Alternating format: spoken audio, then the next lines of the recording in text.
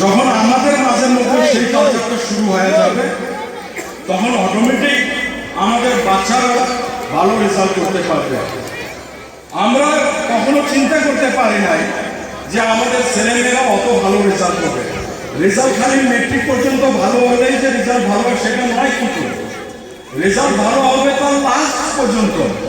মেট্রিকের মধ্যে first division মারলো, higher সেকেন্ডারির মধ্যে যা ভালো রেজাল্ট করতে পারলো না, that is not the result. তাহলে কি হবে যে বেসিকটা আমাদেরকে ভালো করে শিখতে লাগবে।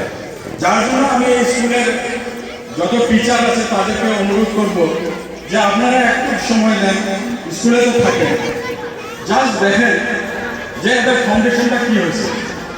ধরেন একটা ঘর আপনারা তুলতেছেন, পকেটে পয়সা নাই, এখন কোনো মতে এই ছোট্ট একটা ছাপা ঘর দেখেন বলে রড দিয়ে পোস্ট চারটে খাড়া করে দিয়েছে, কিন্তু পোস্টগুলো হওয়ার পরে পরে কি হয়ে গেছে, আপনার হাতে অনেক টাকা আসছে যে কোনো সোর্সের থেকে, এখন কামাই এখন যেটাই দরকার। এখন হঠাৎ ভাবতেছেন এই 4 পোস্টের উপরে আমি একটা ছাদ ঢালাই দিব, চলবে নাকি? কোনোদিনও চলবে না, কারণ ওই ঘরের ফাউন্ডেশনটা খুব খারাপ। তো ঠিক স্টুডেন্টের শুরুতে যদি ফাউন্ডেশনটা আমরা ঠিক মতো তুলতে না পারি, বেসিক আইডিয়াগুলো যদি স্টুডেন্টকে দিতে না পারি, তাহলে পরে যদি বাবা মা যত নাম করা স্কুলে পাঠাও, ছেলে মেয়েরা শাইন করতে পারবে না। গতিকে এই ফরমেশন ইয়ার্স যেটা আছে, এই ফরমেশন ইয়ার্সের মধ্যে আমাদেরকে অনেক সময় দিতে লাগবে বাচ্চাদের পিছনের মধ্যে। আমরা যদি সঠিক সময় দিতে না পারি, তাহলে ভবিষ্যতে গিয়ে আপনারা যত টাকাই ইনভেস্ট করেন, টাকা রিটার্ন আসতেছে না।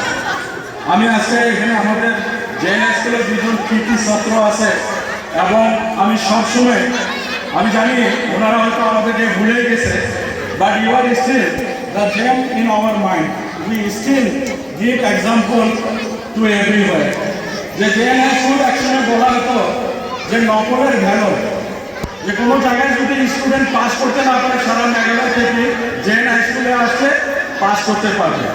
But we have transform that school and both the students Anuj Kundu আর রেশমা শেখ দুজনে ভালোভাবে পাস করছে, এবং within 3 years we have top the board examination.